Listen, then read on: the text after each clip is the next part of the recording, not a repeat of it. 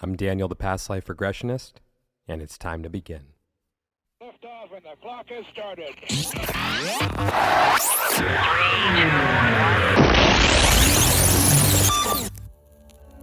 This is Timeless Spirituality.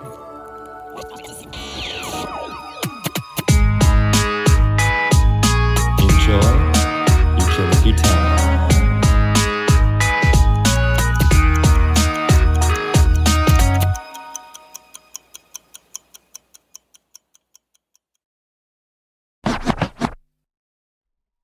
Hey everyone, welcome back to Timeless Spirituality. It is now time for part 2 of my episode and conversation with Jummie Moses. So if you haven't heard part 1, I recommend going and checking that out from last week's episode. And with all that said, on a side note, if you would like to book a regression with me to discover who, when, and where you have been throughout time, you can reach me on Instagram with the Past Life Regressionist, or go ahead and book through my website, thepastliferegressionist.com. And now, it's time to begin. First is, the experience was real to her. Mm-hmm. That means something. Okay. And everything I say is not meant to discount that whatsoever, because all I'm going off of right now is what you're saying. And again, I think you're presenting it as it is. I'm sure there are details that have been left out because, you're telling the story secondhand.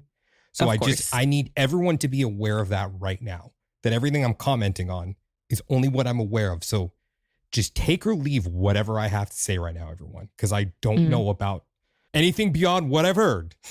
That's it. Yeah.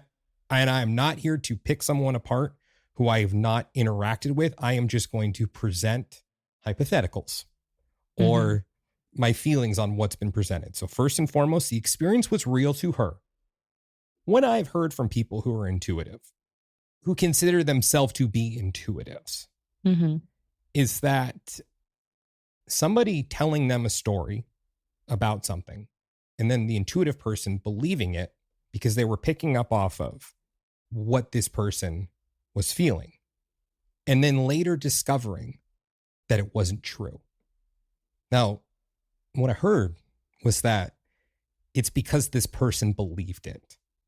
Therefore, they are picking up off of that person's energy and what they genuinely did believe. So that's a possibility. Again, I'm not discounting it because of, but just I don't know. All I'm doing is presenting the hypotheticals, and I'm going to be taking this somewhere if I allow myself to get there. So hopefully before I'm unalive.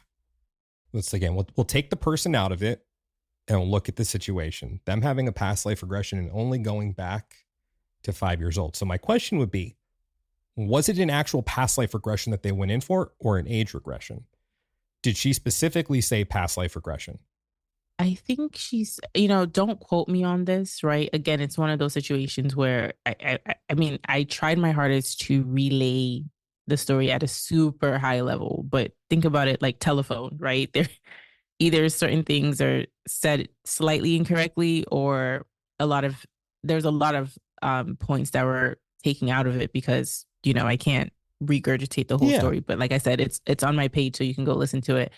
So this was a separate conversation outside of the podcast, I believe. So I don't know if it was an age regression. It could have been, I'm not sure.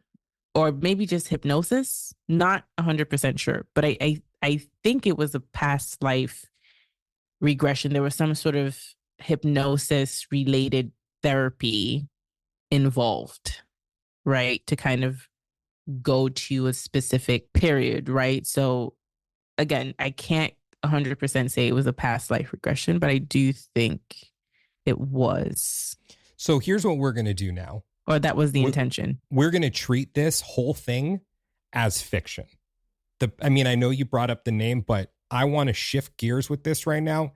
And I'm going to still base everything off of what you said. But again, I'm sure I'm only getting a sliver of what the story is. So I want to use this as an opportunity for everyone who's listening to see how can you use your, I don't want to say deductive reasoning, that's not the right one, but how can you use your mind to get to the bottom of something? even if it's not the truth, but how can you question something in a healthy way, which will help you grow as a result of it? So we're just, and I think that's going to give me more free reign now to not worry, because we're going to just treat this as based on a true story, like one of those, like where the movie where they'll take luxuries, just so I can comment more freely on this now. So let's say it was a past life regression. The intention of a past life regression is to go back and revisit another life. About 10% of the time when I facilitate a session, I will have someone only go back to moments in this life, the current life that they're living. The reason for that, which usually comes from the higher self when it's said after, because I'll say, why didn't they see any past lives? It's like, because it wouldn't be beneficial. They need to see this life. There's still stuff that needs to be worked out in this life, which of course, everyone needs to work stuff out in this life. But for the sake of a past life regression, it would not be beneficial to see other stuff because it's so clear right now what's going on. So with going in the intention of seeing a past life and only going back in this life, I would say, again, in this hypothetical, this based on a true story scenario that we're talking about right now, there is something really important that needs to be looked at from this life. And if she already went through this experience of living what sounds like 13 years, right? Over again, or re-experiencing 13 years, and then having the regression after that takes her back into this life, say, what are you still not looking at from this life? And if it was all about that experience, what are you still not looking at from the unlived of a loved one? Okay, I know that you still have a couple of points, but I do want to say that, so, okay, when I think about these things, they seem so out of reach, right? But I also think about situations of people who are able to astral project, right? I've had certain things happen to me where I wouldn't go as far as say I'm astral projecting, but I've found my consciousness in places where I knew certain things were happening in certain locations, and I wasn't physically in the place, but I could see it, almost kind of like what people might say remote viewing, right? Now, those experiences, when they happened, they were random and unintentional. I wasn't seeking them out, right? They spontaneously happened, right? And I've had a couple other experiences that, like, if I were to tell people, it seems, could that be a possibility, right? So for me, I think having those experiences have allowed me to kind of understand that a lot of things are possible, right? Even when they seem like this could 100% be out of the realm of possibility. But I think certain things happen in this world that are so trippy. It almost feels like literally like sci-fi, right? But so just to add to that point too, of like with, when you have an intuitive feeling, you're picking up on something because you're picking up more on the person's feeling rather than the truth of the situation. I do think obviously that I'm sure that happens a lot, right? But I think, and I don't even know if maybe that's what I was picking up on, but I think, or maybe you're picking up on the truth that this actually happened. Yes. Or I could be picking up on the truth that it actually happened based on my own experiences that aren't even that deep, right? But also experiences that other people have had that are close to me, that you kind of, there's evidence of it in the waking world that, like, how would you know that? Or how could you have predicted that or something? And then when you think back to what they told me, it's like, oh my God, like, what the heck is going on here? You know what I mean? So I just wanted to add that tidbit as well without going into some of like my own experiences that really freaked me out. But yeah. Look, I think it's entirely possible, and I think most things are not outside the realm of possibility. So yes, I would say it could have been gift to go through that again because there's something that needs to be looked at. But then I have another question. You said that when she came back, things were different, like the taste, some things tasted different, smells were different, the atmosphere felt different. What other variations were there once she went back? Well, she talked a lot about stuff that people would consider to be a part of like the Mandela effect, right?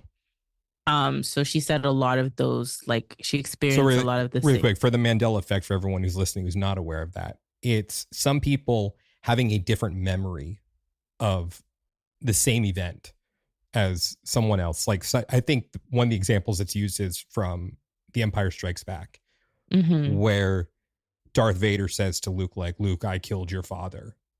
And that's what they remember. Whereas, a lot of us remember it as Luke, I am your father. Where Yes, if you were to go watch that right now, that's what you would see in this space that we're in The Empire Strikes Back, is Vader saying, Luke, I am your father. So that's sorry, go ahead. Sorry, I didn't mean to cut you off. I'm so sorry. I was also going to say, to add to that point, part of the reason why it's even called the Mandela effect is because when Mandela died, I'm not sure. No, it was people having a memory of Nelson Mandela being killed. And then I believe that's what it was. Because he died. It's only been a couple of years since he died, but the Mandela effect has been around. The concept's been around a lot longer. Yeah. So, but I think the concept was born because when Mandela died, so he died. Hold on, let me just pull up the date. So he died in 2009. I think so. Don't quote me. But long story short, he died in 2013. Actually, could be wrong. I don't quote me. Google is bringing up different dates now, but he died in the 2000s, and a lot of people came out and they were like, "Wait a minute, he died like years ago before that." So people had a memory of him dying in the 1990s instead of the 2000s when he died, right? Which I don't know the exact date, but he died in 2013. I just checked. Okay, he died in 2013, but people have a memory of him dying a lot sooner than that. So that's why it's coined the Mandela effect. But yes, it's to how you described it initially. That's basically the gist of the phenomenon. Oh, the term was coined in 2009. So yeah, it was because it was before he passed away, because there were people who had a memory of him being dead already. assassinated. Oh, yeah. Okay. Yeah. Okay. So yeah, you're right. Thank you. That's what I needed to hear. Yeah. A new one just popped up with this guy. I think his name is Richard Simmons, this like American professional fitness coach. A lot of people have memory of him dying years back. And he also used to wear a headband all the time. But them announcing that he died recently, everybody's like, wait, he's already died. So that's like a new one. I don't know. I remember him dying a couple of weeks ago. I remember him being alive before that. I remember him, Eddie Murphy dressing up as Richard Simmons in The Nutty Professor in 1996. Yeah. But what's so funny though? Like, I will say that when they announced that he died, I was slightly confused. I was like, wait, I swear he's already, I thought he had already died. I had the thought, and then I go on TikTok and I see all these like people talking about it. And I'm like, oh, I don't know if that's the Mandela effect, or maybe I haven't seen him for so long that you just kind of think he's dead because I think that he's not active. He's not active online. But the headband thing, I swear he wore headbands. That one was a little But anyways, not to veer off topic. I forgot what we were talking about. About the variances and things being different. Yes. So a lot of the Mandela effect phenomena, she described it as having, like I said, food tasted differently to her. Colors looked less vibrant, but pretty much it was more or less like a parallel universe with just like tiny little things that were off. That's how she described it. But everything else was the same. It all played out exactly the same. Yeah, and she said that for a long time she was she was extremely sad because she was missing her children, right? She knew she had children. She knew she had a boy and a girl. So she was very, very, very sad for a very long time because she was like missing her kids. She was longing for her kids. When she met the guy who she had kids with, she knew exactly who he was. Like little things like that, she was able to recall, and certain emotions she carried with her because she was like grieving this life. And I asked her, I was like, how do you know that wasn't a dream? Like, let's say, how do you know you didn't go to bed and have a dream of you having kids and you were 23 and then you just like woke up again at 10, right? But you knew in the dream that your sister had passed and stuff like that. Like, how do you know you actually lived that life instead of having it be kind of like a dream or like a vision or like a knowing versus like you actually lived a different life and then jumped back in time to relive that again. And then, you know, some people have also said too, because a lot of us were awakening now, we're having these conversations are becoming more mainstream, right? So to the point of everything being interconnected, like, yeah, so maybe there's certain things that she still needs to look at again in this life. I think there's validity to that. But what if it's also part of this? If there's an agenda to waking people up, then hearing stories like this could help in doing that as well, right? Like it could add to the awareness or knowing that there's things happening in this world that aren't just physical. So I think it's entirely possible this happened. Here's why I don't typically advocate on behalf of exploring these topics, though. I think it serves as a form of escapism, because if you want to get away from something, you just jump timelines. And I don't think that that's the way to go. I think it's really cool. I think it's entirely possible. And I need to be clear about that. Entirely possible.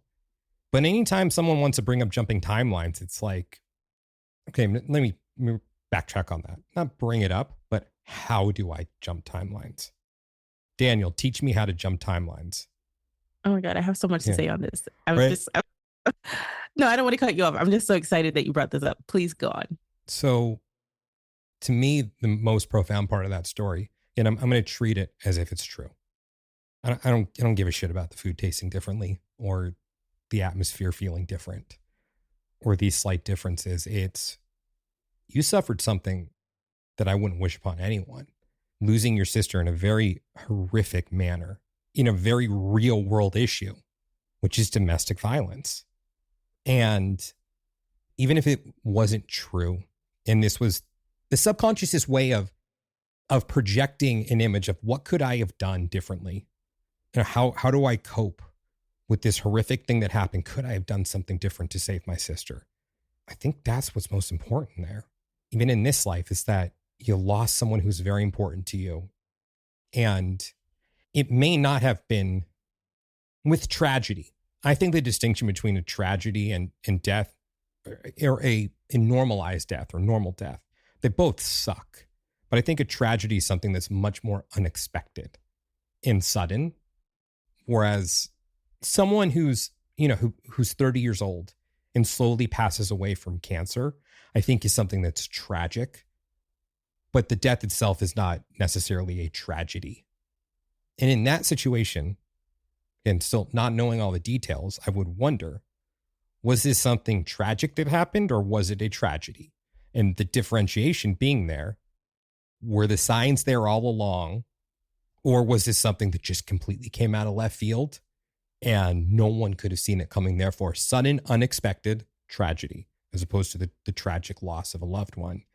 And any talk of timelines, excuse me, any talk of timeline jumping or food tasting differently takes away from the very real world issue that faces many women in this world. And yes, some men too, and others. It's real. And we need to address that instead of jumping off to other worlds and other timelines, because it is my firm belief, I don't know this to be the truth, but it's my belief that we come here to learn things, and that some people may have the ability to jump timelines and get away from their problems and the shit that they have to confront. But congratulations, you've jumped timelines. You found yourself in a happier life. Now what? You think you're off scot-free because you have these magical... And for this person you're talking about, it seemed like it was something that was seemingly random. So I'm not commenting on this. Wasn't she went to like a manifestation circle where they were talking about how do you jump timelines, and just like, the room started swirling around her and she was engulfed by this golden aura of light. and was back in her 10-year-old body and was like, yeah. oh, I'm here at work. I timeline jumped. Yeah. You're talking more generally. Yeah, I get it. Yeah. Yeah. That even if you have the ability to do this, you're probably going to have to come deal with this shit again in another life if you haven't confronted any given issue, because I think timeline jumping is just cheating.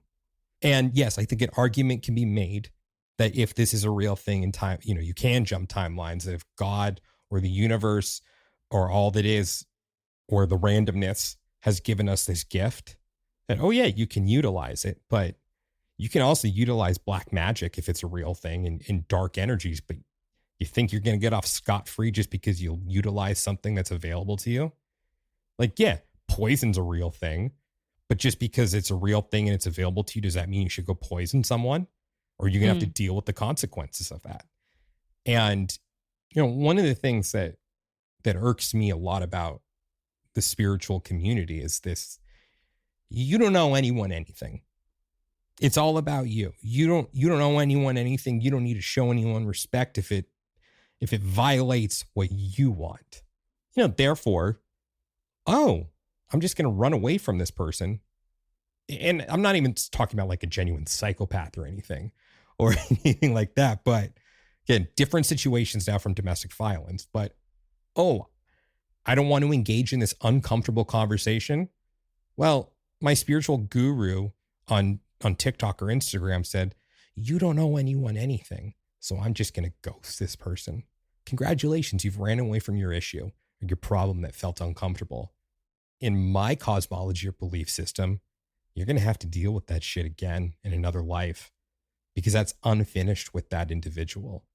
Yes, maybe you feel better, but what about that person that you just left there with this big question mark? If you need to timeline jump to get away from that, awesome. Is your primary consciousness going to be in that new timeline? I don't know. Maybe. I don't know the way it works. By the way, there's some more high-level concepts we'll be exploring in season 6, 7, and 8 of Timeless Spirituality. That's right. I plan ahead. I'm not timeline jumping. I'm sticking on this one, because in another timeline, I would have been covering that shit in season -2. It doesn't exist. But yes, that's so cool. The concept of timeline jumping and having food taste differently and everything. But what concerns me about that so much is the people who become so hyper-focused on timeline jumping and neglecting the very real world issues that are confronting them in this timeline. Because if it's all connected, I think by virtue it's all connected. So your shit's going to follow you somewhere. I mean, yeah, sure, maybe you will be fed grapes, by concubines in your new timeline. Like, if that's your thing, not personally my thing. I like grapes, but I don't want anyone feeding, because, people are disgusting. Who knows if they've washed their hands? And even if they said they have, I don't want to be that guy that's like, all right, I'm going to stand over your shoulder and watch you wash your hands before you feed me grapes. I know I took this off the rails a bit, but you know what? If I were to timeline jump, that shit would still be important to me. But yeah, it's super cool. And it makes me even wonder, do I want to have someone like that on the podcast to talk about that? And regardless if it's true or not. And this isn't an indictment of the person, by the way. This just may be me having a stick up my ass and being like, oh, me must do right thing. I don't know why I'm talking like that now, but me get primitive when I think of things that I'm supposed to do.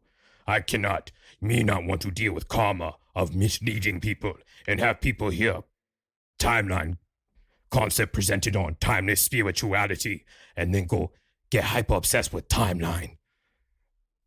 So we'll leave it there. Yeah. No, I think you brought up such an amazing point, because there's this whole community that I stumbled upon while, doing research ahead of that episode, where, they're called shifters, right? Oh, for fuck's sake.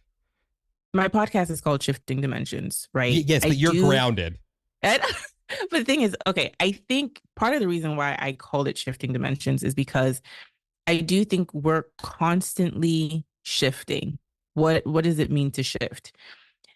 So a very simple example. If you are constantly someone who's depressed, or you have a certain perspective about your life that's constantly making you sad, I do think that you can elevate your consciousness to a point where you're not easily as triggered. You've let go of a lot of patterning or like programming that you have that keep you stuck in a certain frame of mind.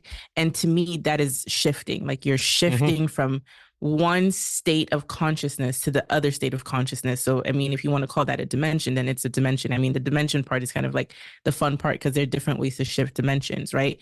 So to your point that you were talking about, there's this community on TikTok called they're shifters, right? And there's this whole thing about shifting from one reality to the next, right? And the reason why that's different to, and I'm not saying you were saying that it was similar to the experience of the guest, but the experience the guest had was random, unplanned, and probably something she would not have wished for herself. Who would want to go back in time and relive something so traumatic, right? When you know it's going to happen, you all the years you're just sitting there knowing something bad is going to happen to someone that you really, really, really love, right?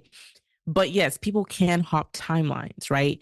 Now, to your point of the shifting community, they're intentionally trying to hop timelines, right? And again, I'm not here to judge anyone, but you said something very important, and it's this word of escapism, right? Because I do think the life that we're living now deserves to be examined and deserves to be lived. There's a reason why we're in this life. And sometimes people shift to completely different universes, or I mean, some people could say it's your imagination, whatever you want to call it, where they shift to a timeline where they're in Hogwarts, right? They're best friends with Harry Potter. I mean, there's so many different worlds that people create for themselves that they quote unquote shift to. And, Michelle and I, the guest on the show, we talked about that. And I brought that up to her. I was like, we're talking about you hopping timelines. It was unintentional. It was pretty traumatic experience. What would you say to people who are intentionally, actively trying to hop timelines? And she said the same thing that you said. She's like, I would be extremely cautious about that because you're trying to escape your life. And the thing is, people can hop timelines and it can stay within their mental framework, and then they open their eyes and they're back in their actual reality, right? But what happens if you close your eyes and you're trying to hop a different timeline and you actually do hop into a timeline where your consciousness is fully in whatever body you've created in a different space? You might not, there's so that's opening a whole can of worms, right? To your point, there's always a consequence for things, right? And I think sometimes people, when it comes to these things, I think they're fun to talk about, but I also think people don't know a lot of what they're dealing with. That's why I think a lot of people, they want to go on the spiritual journey and they just jump into everything. And sometimes those people end up running back to religion, which is not a bad thing, but because they experience certain things by trying to just jump into certain practices without really thinking about what they're doing. If they have certain negative experiences, they run all the way back to religion and they're like, oh, this is demonic, et cetera, et cetera, et cetera. But that's a whole different rabbit hole, and I'll leave that there. But I love that you brought that up because I've been very fascinated by that topic. And a lot of people, it's a whole movement. It's a big thing on TikTok. It's called Shift Talk, where people are literally like, this is how you jump timelines, right? This is how you jump to a different version of yourself. Now, some people try to jump timelines. So if you're in a timeline where you're poor, people might try to jump timelines where they're rich, right? Now, some could argue maybe that's not a bad thing. That might not be escapism. That could just be a function of manifestation, right? And manifesting a new life for yourself. But that's a whole different story. I would argue that it's beyond manifestation. Yeah. So I think, I think it's good that you brought that up because I think, again, it's not a form of judgment, but I think it's a form of escapism, right? It's trying to escape the reality that you're in. And I think I love the point that you brought up, that it's interesting that she hopped back in time into the same life. So outside of her maybe trying to save her sister, outside of her maybe having this experience to share with the world, there are probably things that needed her attention in terms of like her life and how she was showing up or certain patterns. Who knows, right? But I think all of that is important. Anyways, that was just, I hope my stream of consciousness made sense, but I just really appreciated what you said. Like you bringing that up, I thought that was extremely important. Extremely important. Thank you. I mean, it was a fun conversation to have. And, you know, you and I were talking about, before we started recording, about me having more, I wouldn't say confrontational interviews necessarily, but ones where I would just, okay, well, I'll just put it out there for everyone I know. We talked about me having, yes, more challenging interviews, but me refraining from doing it because I'm afraid that I would enjoy it too much. You give me these shifters' contact information. Oh, that what they're. You want me to bring them on? Yeah. No. I haven't had anyone on the show. Yeah. You know what I call a group of people like that? Full of shit or grifters. I'm sorry. I'm sorry to put it out that way, or massively believe their own shit. Because really, what do their lives look like? Yeah, I don't know. It's one thing. Why here? Why here? But you know what though? I think I have a pretty big imagination, right? So I picture so many different scenarios in my head. I play out so many different scenarios that may or may not come true, and like they bring me joy. But I think so. I mean, again, so who am I to say like, okay, you can't picture yourself in a different reality? But I think there's something to the intentionality of shifting to a different world where that world becomes more real than the actual world that you're living in, right? And that world is really in their mind, right? We could say. And that world becoming more real than your actual world, right? Because some people genuinely have relationships in that world and they're attached to their relationships. They're attached to their children, right? Kind of reminds me of this show on Disney Plus called WandaVision. And I don't know if anybody else has watched it, but she went through this horrific tragedy and she created a world. She shifted into a reality, and like, you know, she created it where she had her husband and her kids and she never lost them, and all the people that she cared about were in that world. And I'll leave it there, but she didn't want to deal with her stuff, but eventually her stuff caught up with her. Right. As will probably happen with anyone else who puts this shit out there. But what upsets me about that is how many people you bring down with you in the meantime. And when I say you, I don't mean you, Jummie. No, I know what you mean. But the people who, again, and I don't know this to be a fact, it's my belief. I mean, anyone getting on TikTok calling themselves the shifters, and I mean, better than the pretenders. But, you know, a lot of times they have good intentions behind it, right? Like it's a music joke that one didn't land, you know, the group, the Pretenders. Because when I heard the Shifters, I'm like, what are they, like a 60s surf rock band or something? But the thing is, I don't know. I said or like an 80s new wave band. There's a group of shifters, but I don't think they call themselves the Shifters. Oh, they totally call themselves the Shifters. Oh, come on, Jummie. You know that they totally do. But I don't know this to be a fact. I'm just guessing. I was going to be like, you know what? You know how like a lot of people have like, I don't want to say cute names, but they have names for their community. Like, anyways, it's all of this stuff is interesting. And I think people want to feel like they have control of their life. And I think spirituality and delving into certain topics gives people agency over their life. So I think, but with everything, there's an extreme, right? And my personal opinion at the moment, because, you know, I could shift in perspective.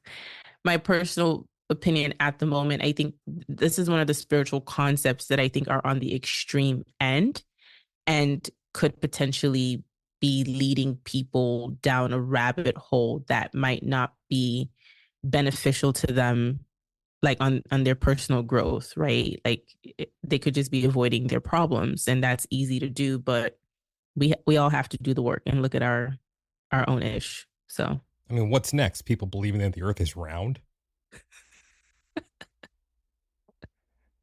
Just saying, we don't want that. And a whole litany of problems then. I know. Cross that bridge once we get there. I mean, the whole gravity thing. You know, that Lord, dumbass Newton and the apple. Or that moron Ben Franklin and the key and the kite. The hell was he thinking?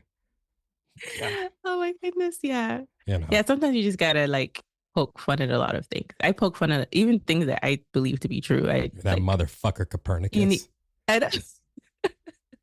You need comic relief because, you know, these things can get, there are just too many rabbit holes to go down. Bringing out my Voltaire. Well, what about that little pansy Marco Polo? Thinking he's all high and mighty, you know, going off to the east and then coming back and writing about it or having someone write it for him while he's in prison. What? It's not like they put him on the money or anything. Not like his face is on the coin, although I'm sure it don't look like him, but you know. I don't know how I went off on that tangent. Or that motherfucker Genghis Khan, you know, conquering all those people. Honestly, Genghis Khan is like one of those historical figures that I'm just kind of like, I want to do more research into, because I'm fascinated by people whose minds operate in a way that I can't fathom. So I just want to know like their story and what are the spiritual implications, because that's one thing about me. Talking. Like, yeah, can we talk about that a little bit right now? Do you have a couple minutes? Yeah. Are you ready? I want to present this to you because I know this is going to be completely opinion based. I often think about Genghis Khan. Okay. And I think about the comparison between Genghis Khan and Hitler. Yes. And if we are looking numbers wise from what we know, I think Genghis Khan is responsible for more deaths than Hitler is. Yes. Yeah, for sure. But is it about what's in someone's heart? Mm.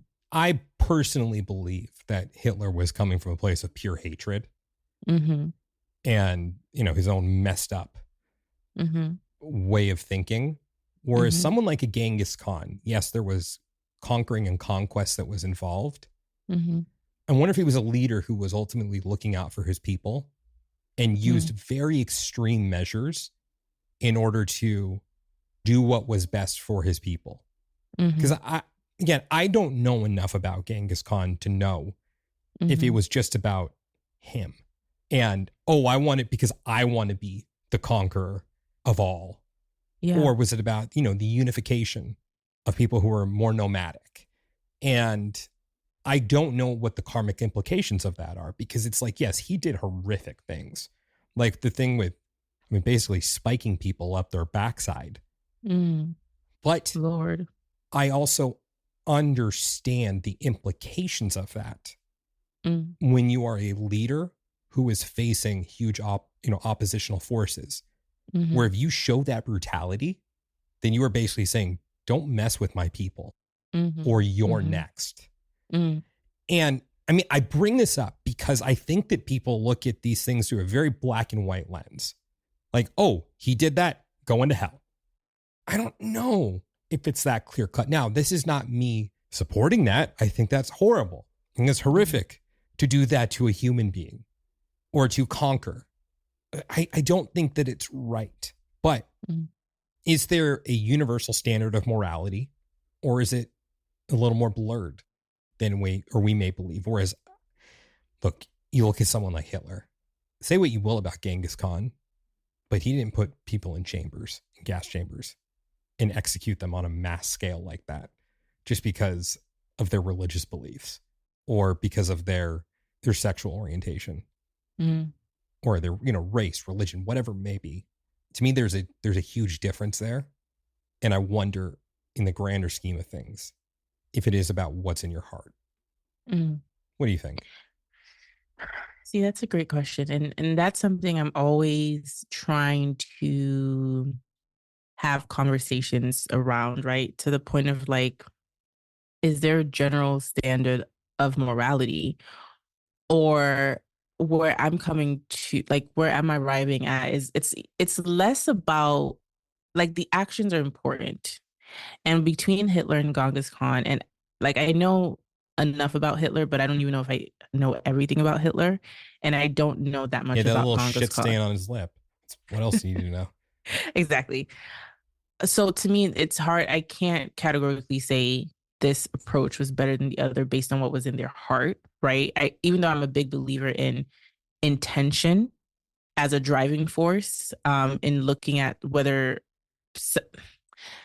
I think intention matters, right? But at the same time, someone's intention does not negate the impact of what they're doing, right?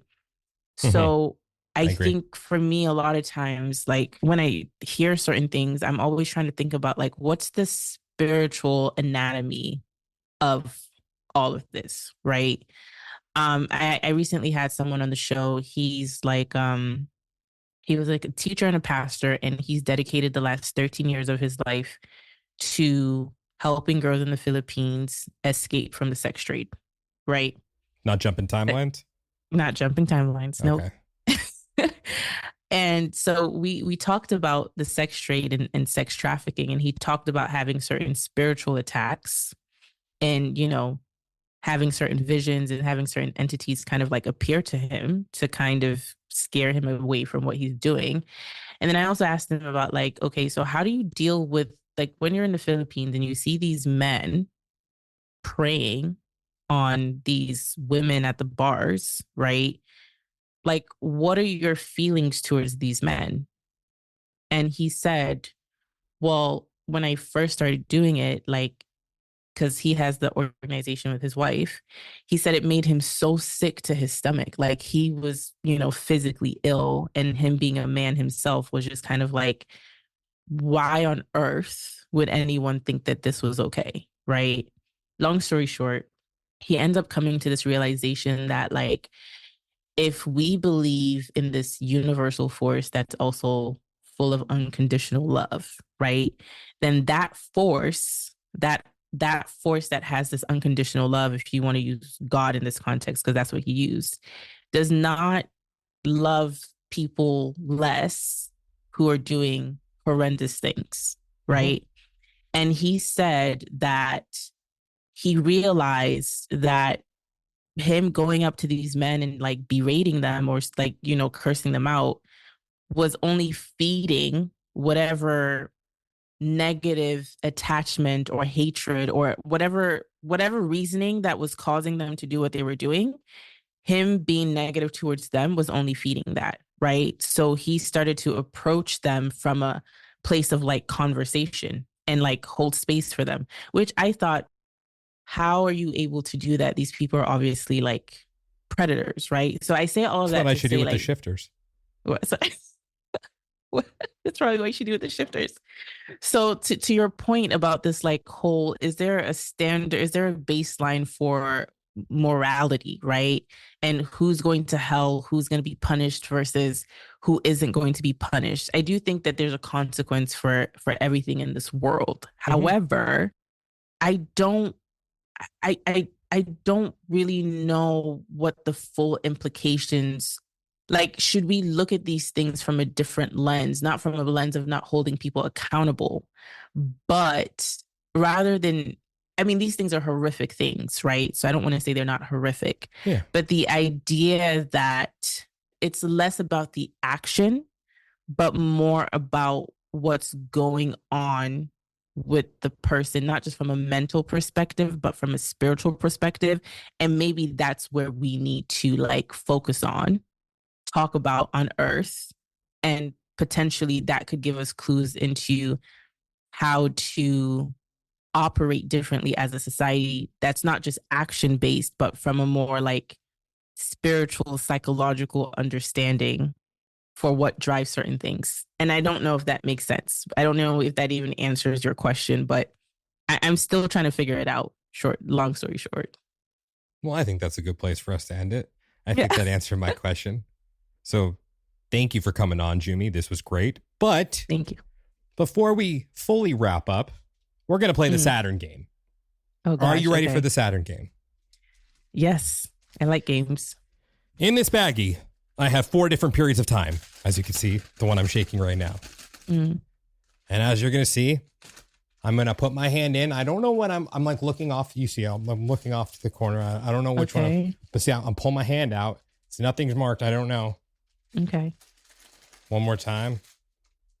Because I mixed it up. All right. We'll go with this one. So I don't know what I got. So, Jummie, host of Shifting Dimensions.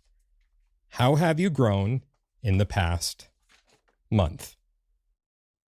Oh, wow. Okay. That's a great question. So I think I've been on this journey now for a while, and I think you and I talked about this at some point. I don't remember when. Of just kind of getting to a place where I'm okay with the work that I do, and I'm not hung up on how people perceive me, right? I do think we all have that, thing in us where we are worried about how people perceive us, right? Which I think it's a good trait to have, right? Because it kind of stops you from being an asshole as you move through the world. But I think when it's on the extreme end, it also stops you from fully self-actualizing and going after the things that you want to do, right? And I think I've been on this journey for a while to kind of get to a point where like I'm able to fully be as authentic as possible.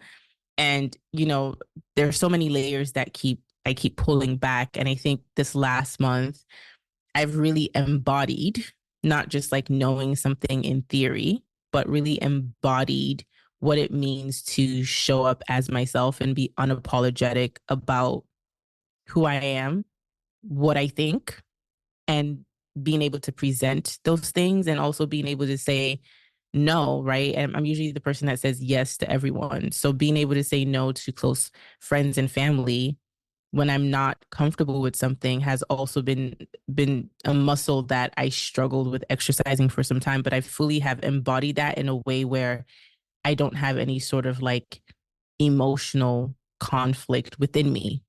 So I guess I shifted in that aspect, and that's how I've grown the most in the last month. I see what you did there with shifted. That was good. Well, thank you so much for coming on today. And besides your podcast, Shifting Dimensions, where can everyone reach you? So if you want to get in contact with me, you can email me at shiftingdimensions444@gmail.com. Also on TikTok at shiftingdimensions444. And on Instagram at shiftingdimensions_pod. So those are the main ways to reach me. I know you said besides my podcast, but like those are other avenues that don't require you to listen to my podcast, where if you want to reach out to me, you can. And coming on Shifting Dimensions soon, the Shifters.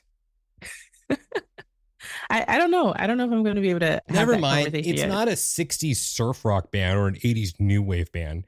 It's a 60s doo-wop band.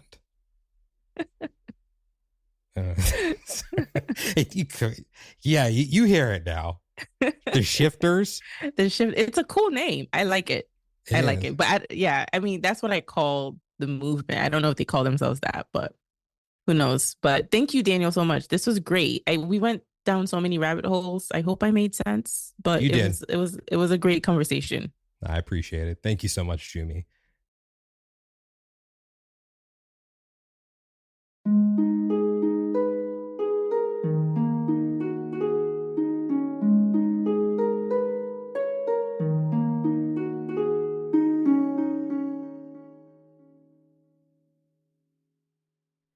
Fellow time travelers, your journey through time awaits you.